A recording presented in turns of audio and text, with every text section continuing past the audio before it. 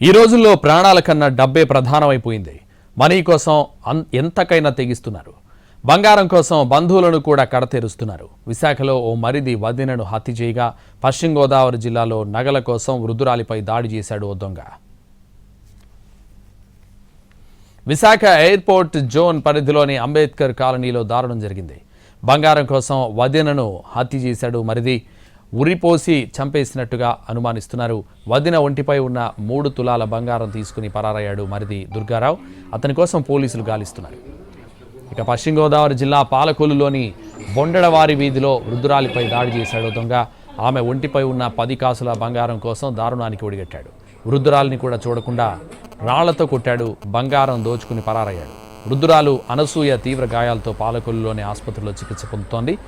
ఆమె పరిస్థితి విషమంగా ఉందని వైద్యులు చెబుతున్నారు.